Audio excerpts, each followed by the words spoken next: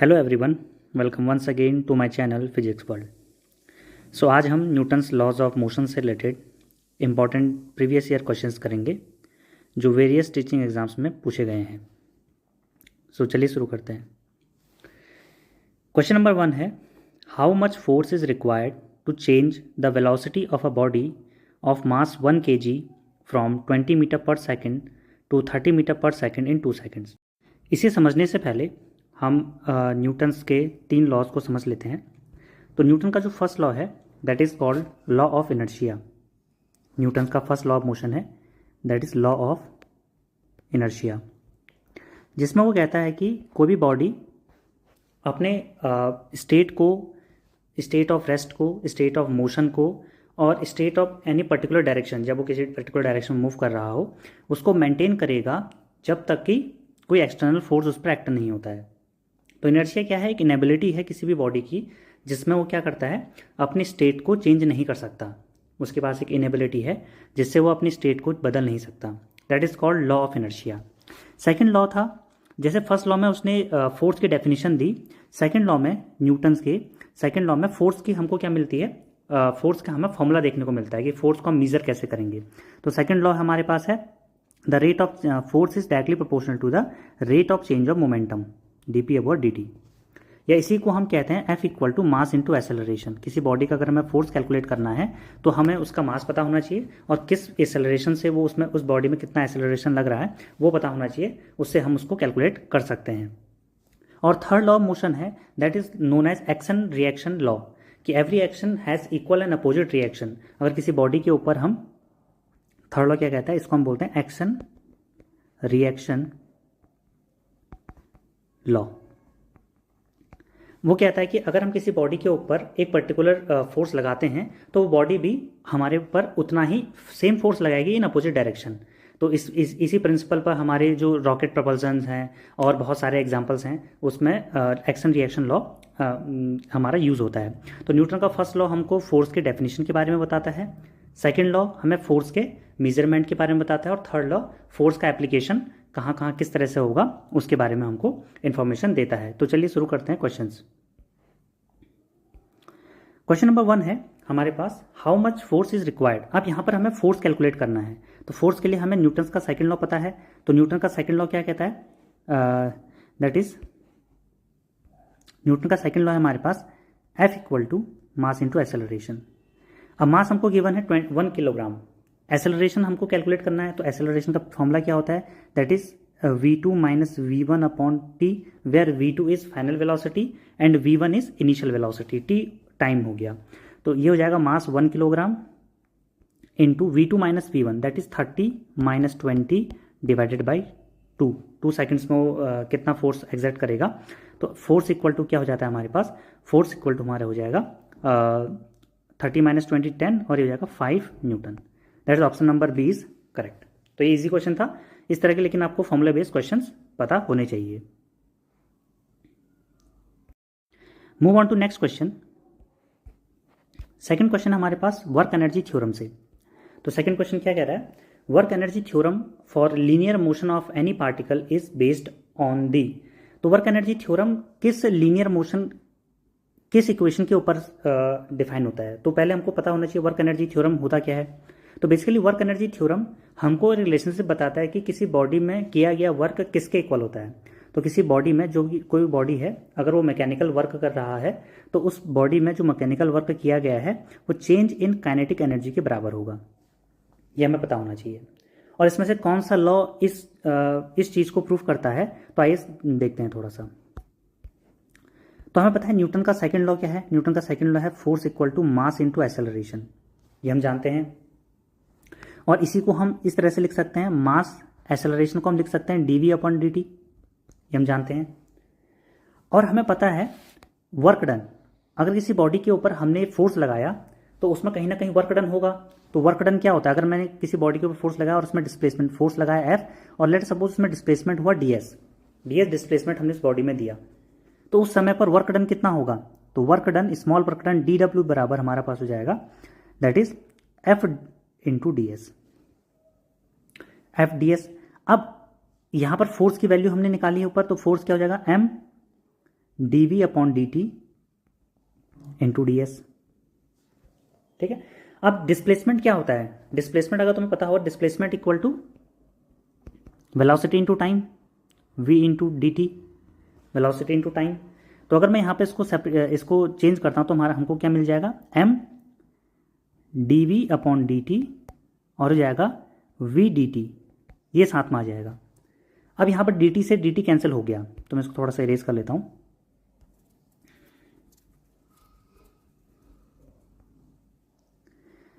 अब अगर हम यहाँ पर देखें तो हमको क्या मिल गया? जो work done, small work done है dw बराबर हमको मिल गया m v dv upon dt into dt। तो dt से dt कैंसिल हो गया, तो हमारे पास इक्वेशन क्या आ गई? dw equal to M V dv। अब अगर इसको हम आगे बढ़ाएं, दोनों तरफ इंटीग्रेट करें, तो हमको क्या मिल जाएगा? तो अगर हम यहाँ पर देखें तो हमारे पास हो जाएगा dw, तो टोटल इंटीग्रेशन करते हैं दोनों साइड, तो dw equal to m constant है, बाहर आ जाएगा, इंटीग्रेशन v dv, ये हमको इंटीग्रेट करेंगे। और कहाँ से कहाँ इंटीग्रेट करेंगे? तो इनिशियल वेलोसिटी को हम u मान लेते हैं और फाइनल वेलोसिटी को हम v मान लेते हैं, लेट सपोज। तो टोटल वर्क डन क्या हो जाएगा? Total work done is m v square by 2, और कहाँ से कहाँ तक लिमिट है? u to v। तो इसको हम सॉल्व करेंगे तो हमको मिल जाएगा M V square minus M U square divided by 2। इसके नीचे भी 2 और इसके नीचे भी 2। तो अगर आप यहाँ पर ध्यान से देखोगे तो हमें पता है काइनेटिक एनर्जी का फॉर्मूला क्या होता है? Kinetic energy is half M B square. तो अगर ये हमारा half M B square final kinetic energy हो जाएगा, और ये हमारा इनिशियल काइनेटिक एनर्जी हो जाएगा। तो काइनेटिक एनर्जी, तो यहाँ पर हमको क्या मिल जाएगा? Work done equal to final kinetic energy minus initial kinetic energy. तो फाइनल माइनस इनिशियल, इसको हम क्या लिख सकते हैं? Change in kinetic energy. और ये जो वर्क डन है वो चेंज इन काइनेटिक एनर्जी हमने कैलकुलेट किया किस इक्वेशन की मदद से? तो न्यूटन के सेकंड लॉ ऑफ मोशन की मदद से। तो यहाँ पर जो एक क्वेश्चन का आंसर था कि work energy theorem for linear motion of any particle is based on, तो हम यहाँ पर आंसर देंगे that is Newton second law. Option number B is correct. तो move on to next question, आप इसको नोट कर सकते हैं, स्क्रीनशॉट ले सकते हैं। So move on to next question, question number third. Question number third है a 2.5 kg iron ball has the same diameter as a 1.25 kg aluminium ball. ठीक है। तो दो हमारे पास एक आयरन बॉल है, अल्यूमिनियम बॉल है, तो दोनों का मास अलग अलग है। अब डायमीटर सेम है लेकिन मास अलग अलग है। The ball are dropped at the same time from a cliff, एक चोटी से बॉल को गिराया जाता है। तो अब just before they reach the ground they have same. अब ध्यान रखना है, ये हमको पता भी होना चाहिए कि जब हम किसी बॉल को या किसी भी ऑब्जेक्ट को एक हाइट से ड्रॉप करते हैं तो उसमें काइनेटिक एनर्जी डिपेंड करती है मास पर। काइनेटिक एनर्जी का फॉर्मूला अगर आपको पता होगा तो काइनेटिक एनर्जी होता है हाफ एम वी स्क्वायर। ठीक है। तो हाफ एम वी स्क्वायर ये मास पर डिपेंड करती है, मास ज़्यादा होगा तो काइनेटिक एनर्जी भी ज़्यादा होगी। मोमेंटम का फॉर्मूला भी आपको पता होगा, एम इंटू वी, यहाँ भी मास पर डिपेंड कर रहा है, तो मोमेंटम भी क्या हो जाएगा? हमारे पास मास पर डिपेंड करता है।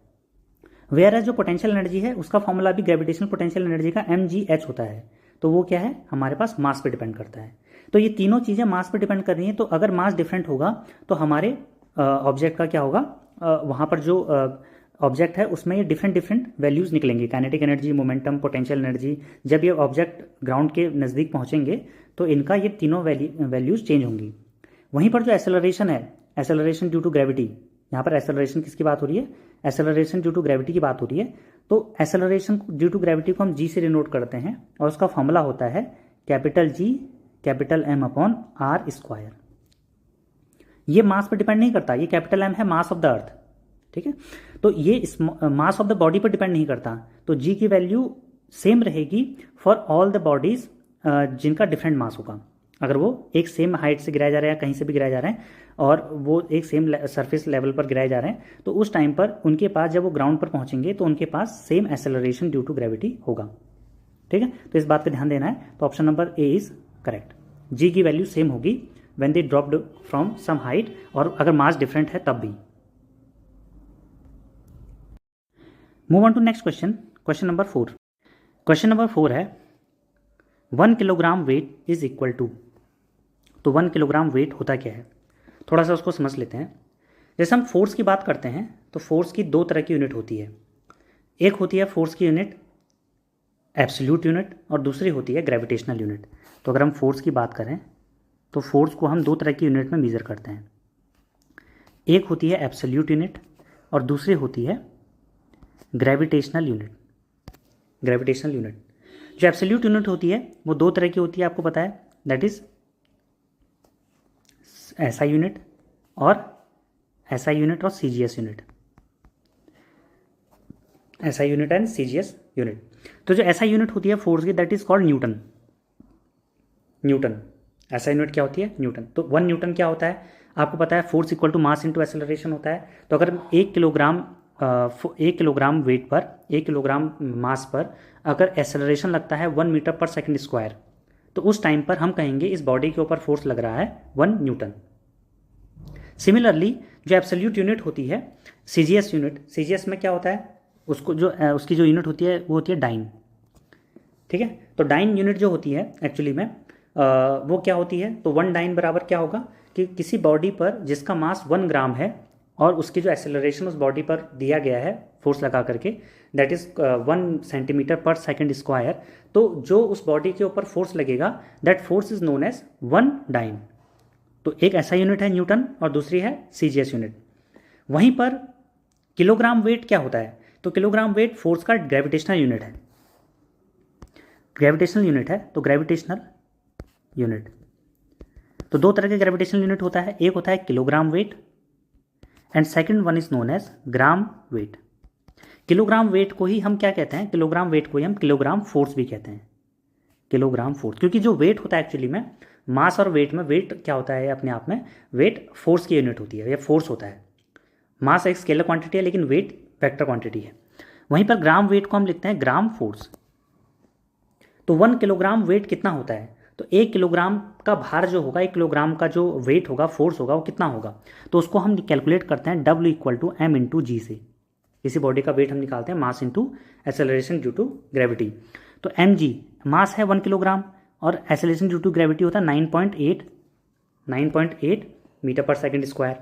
तो 1 किलोग्राम वेट की जो वैल्यू होती है, 1 किलोग्राम फोर्स की जो वैल्यू होती है, दैट इज 9.8 न्यूटन, 9.8 न्यूटन।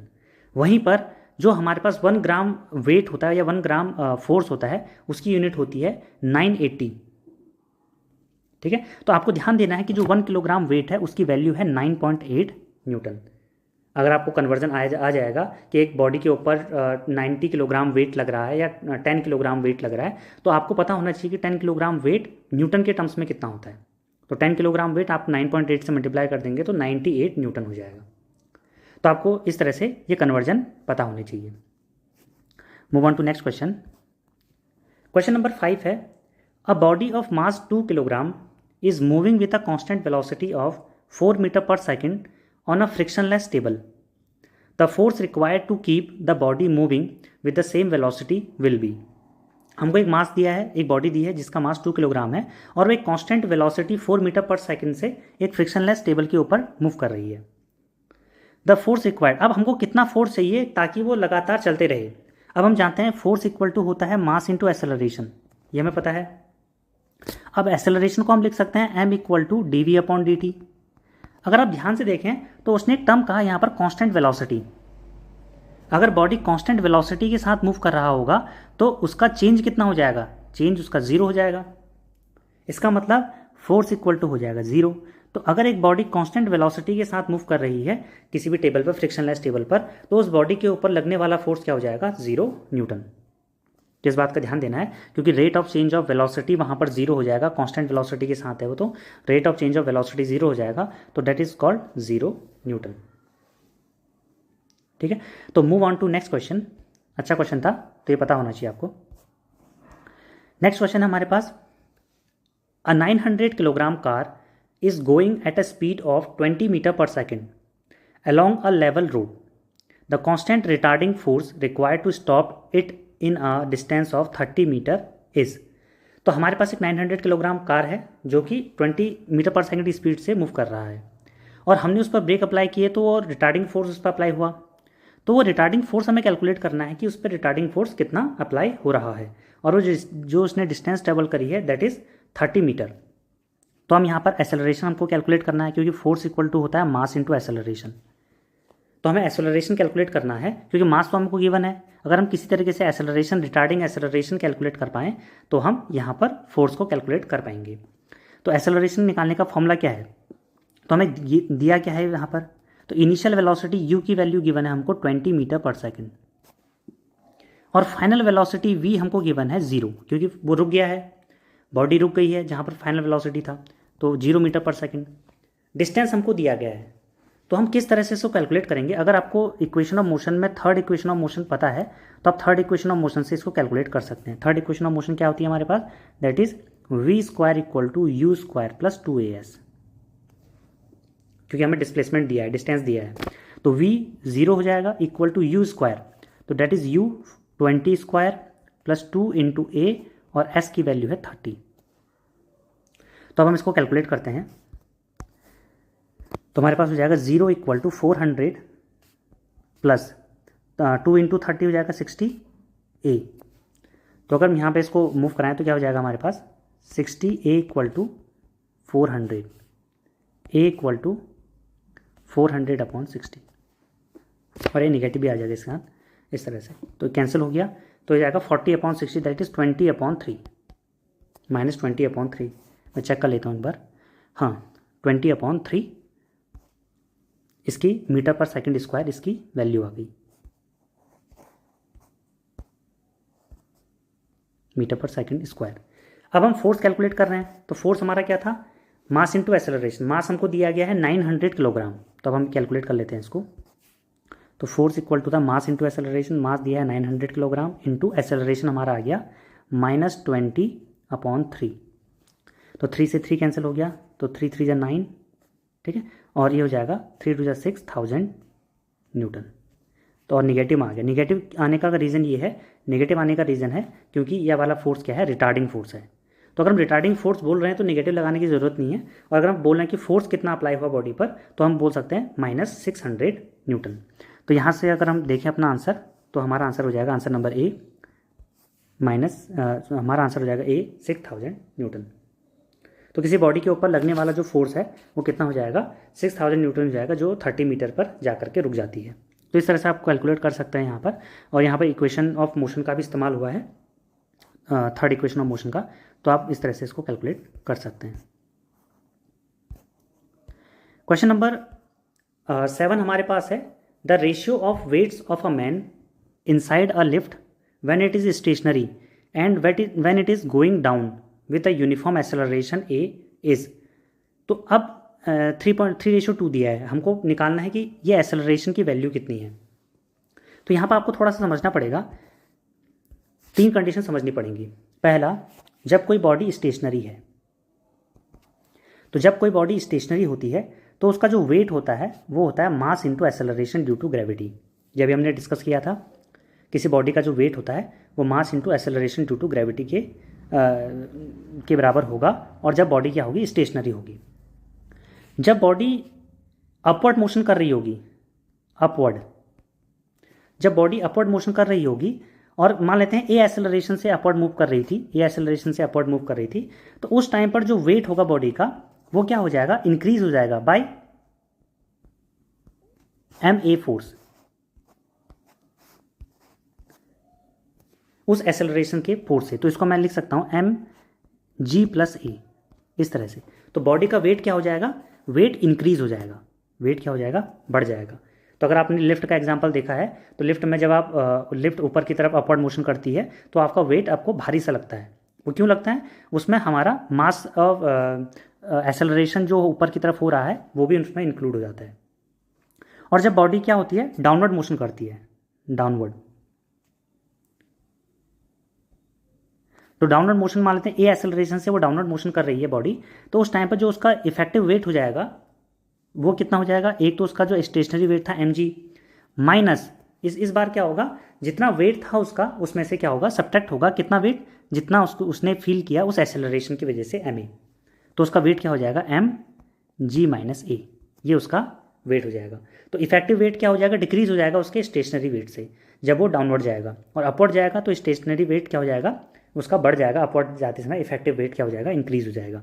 तो ये 3 इंपॉर्टेंट पॉइंट्स को हमें ध्यान रखना है while we are solving such questions. So move on to the question.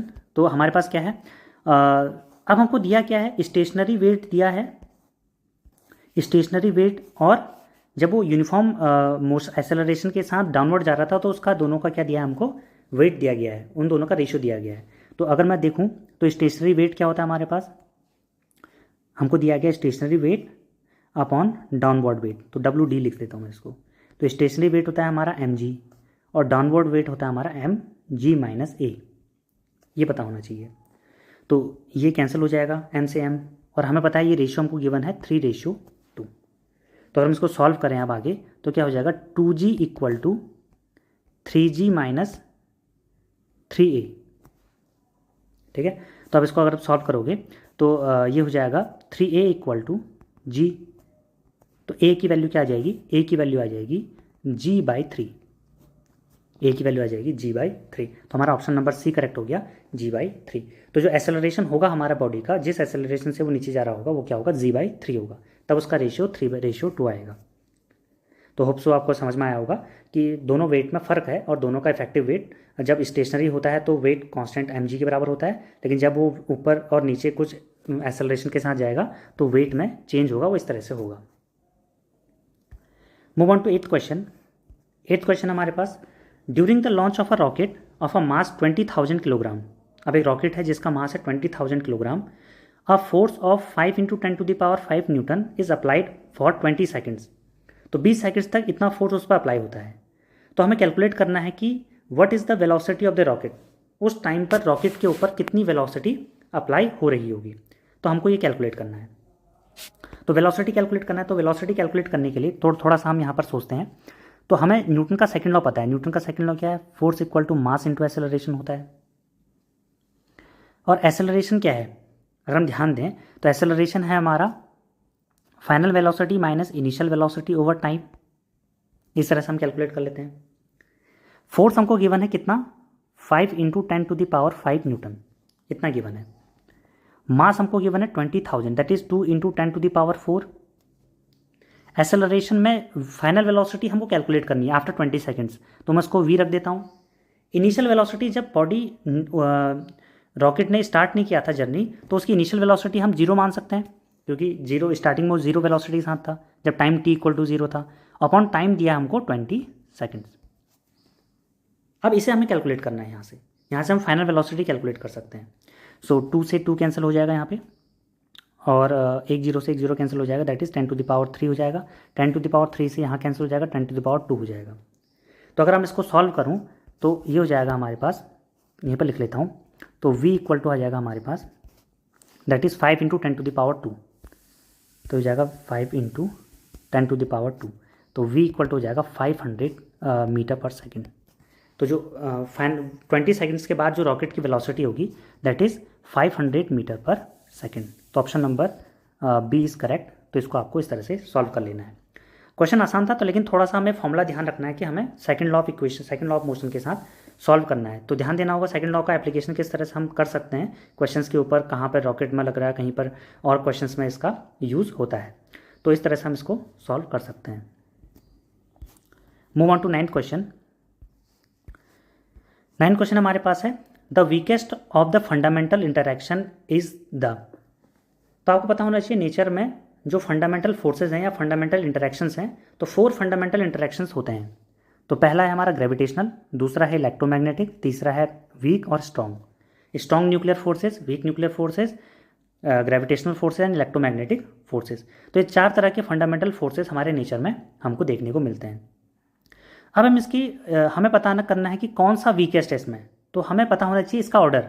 अभी तो वीकेस्ट पूछ लिया, किसी किसी क्वेश्चन में इसका ऑर्डर भी पूछ लेता है कि इस बॉडी का या किसी भी ऑब्जेक्ट के ऊपर जो फोर्स लग रहा है तो इसमें से सबसे वीकेस्ट फोर्स कौन सा है, या कौन सा ऑर्डर में ये इनका फोर्स अप्लाई होता है, कौन सा ऑर्डर में इनका स्ट्रेंथ है। तो हम यहाँ पर एक टेबल नोट कर लेते हैं, that is called relative strength. Relative strength, relative strength of different forces. तो सबसे पहले मैं लिखता हूँ स्ट्रॉन्ग फोर्स, फिर आता है इलेक्ट्रोमैग्नेटिक, इलेक्ट्रोमैग्नेटिक, फिर आता है हमारे पास वीक फोर्स, फिर आता है हमारे पास ग्रेविटेशनल फोर्स। तो ग्रेविटेशनल फोर्स अपने आप में नेचर में सबसे वीकेस्ट फंडामेंटल इंटरेक्शन है। तो ग्रेविटेशनल फोर्स अपने आप में सबसे वीकेस्ट फंडामेंटल इंटरेक्शन है। यदि हम स्ट्रॉन्ग फोर्स को वन माने तो इलेक्ट्रोमैग्नेटिक फोर्स जो होता है स्ट्रॉन्ग फोर्स से 10⁻⁻² टाइम्स कम होता है। वीक फोर्स 10⁻⁻13 टाइम्स कम होता है और ग्रेविटेशनल फोर्स 10⁻38 या 39 टाइम्स कम होता है। तो अगर स्ट्रॉन्ग फोर्स को अगर हम 1 माने और सभी को स्ट्रॉन्ग फोर्स के कंपैरिजन में मेजर करते हैं तो स्ट्रॉन्ग फोर्स वैसे लगता कहाँ पे, न्यूक्लियस के अंदर लगता है, ठीक है, प्रोटॉन न्यूट्रॉन के अंदर, वहाँ पे अप्लाई होता है। तो जो स्ट्रॉन्ग फोर्स है वो नेचर का स्ट्रॉन्गेस्ट फोर्स है। अगर उसकी वैल्यू 1 है तो उसके कंपैरिजन में इलेक्ट्रोमैग्नेटिक फोर्स 1/100 टाइम हो जाएगा, वीक फोर्स हमारा 1/10⁻13 टाइम्स हो जाएगा और ग्रेविटेशनल फोर्स 1/10⁻38 टाइम्स हो जाएगा। तो इतना स्मॉल ये वैल्यूज़ होती हैं। तो आपको ये रिलेटिव स्ट्रेंथ का ये चार्ट याद रखना है, किस तरह से ये वर्क करता है और कौन सा फोर्स किसके बाद आता है, इसको हमें ध्यान देना है। So move on to last question, that is called question number 10th। So when a hanging carpet is beaten with a stick, dust particle start coming out of it, the phenomena is best example of. तो आपको पता होगा कि जब भी जैसे हम किसी भी हैंगिंग कारपेट उसको स्टिक से बीट करते हैं या स्टिक से पीटते हैं उसे, तो क्या होता है, उससे धूल बाहर आ जाती है। ऐसा क्यों होता है? तो this is based on the Newton's first law, that is called law of inertia. और लॉ ऑफ इनर्शिया हमारे पास 3 तरह का होता है। लॉ ऑफ इनर्शिया हमारे पास 3 तरह का होता है। एक होता है हमारे पास इनर्शिया ऑफ रेस्ट, फिर होता है इनर्शिया ऑफ मोशन और तीसरा होता है हमारे पास इनर्शिया ऑफ डायरेक्शन। तो inertia of rest, inertia of motion, inertia of direction, ये 3 तरह का इनर्शिया होता है। अगर आपसे पूछा जाएगा कि इनर्शिया कितने तरीके का होता है, तो किसी भी बॉडी में 3 तरह का इनर्शिया हो सकता है। कहने का मतलब ये है, अगर कोई बॉडी अगर रेस्ट पर है तो हमेशा रेस्ट पर रहना चाहती है, वो खुद से अपनी पोजीशन को चेंज नहीं करेगी जब तक कि हम उस पर बाहर से फोर्स ना लगाएं। Second one is inertia of motion, अगर एक बॉडी मोशन कर रही है तो वो रुकेगी नहीं जब तक कि हम उस पर कोई फोर्स ना लगाएं। और तीसरा, अगर एक पर्टिकुलर डायरेक्शन में कोई बॉडी मूव कर रही है तो वो अपनी डायरेक्शन भी चेंज नहीं कर सकती खुद से। क्या होगा, उसको डायरेक्शन चेंज करने के लिए भी हमें फोर्स की ज़रूरत पड़ती है। तो कहीं ना कहीं इनर्शिया क्या है, इनएबिलिटी को रिप्रेजेंट करता है किसी बॉडी का, चाहे वो रेस्ट पर हो, मोशन पर हो, इस चीज़ को वो रिप्रेजेंट करता है। अब जो इनर्शिया ऑफ रेस्ट है, जैसे कोई ऑब्जेक्ट है, जैसे मान लेते हैं, आपने देखा होगा एग्जांपल के तौर पर कि कोई बॉडी, अगर जैसे हम कार में बैठे हो तो अचानक से कार चलना स्टार्ट होती है तो हमारी अपर बॉडी पीछे की तरफ को झुकती है या पीछे की तरफ को फोर्स लगता है। तो वो हमारा एग्जांपल हो गया इनर्शिया ऑफ रेस्ट का। जैसे हम गाड़ी में चल रहे होते हैं, अचानक से ब्रेक लगता है और हमारी जो अपर बॉडी है वो आगे की तरफ को टिल्ट होती है, बेंड होती है, तो वो हमारा एग्जांपल है इनर्शिया ऑफ मोशन का। क्योंकि हम मोशन में थे, अचानक से गाड़ी रुकी और हमारी बॉडी के ऊपर हमारी बॉडी क्या थी, अपर बॉडी कोई उस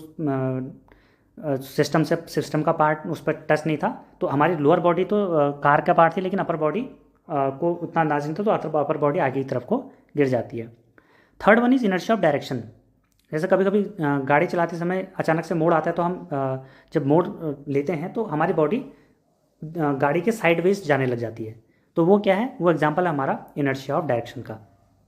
वैसे ही अगर कोई पेड़ है, पेड़ पर फल लगे हुए हैं और हमने उस पेड़ को हिलाया तो हमारा पेड़ तो मोशन में आ जाता है, लेकिन जो हमारे पास उस पर फल लगे हुए हैं वो रेस्ट पर हैं, तो वो भी क्या है, वो नीचे गिर जाते हैं। उसका कारण क्या है, इनर्शिया ऑफ रेस्ट।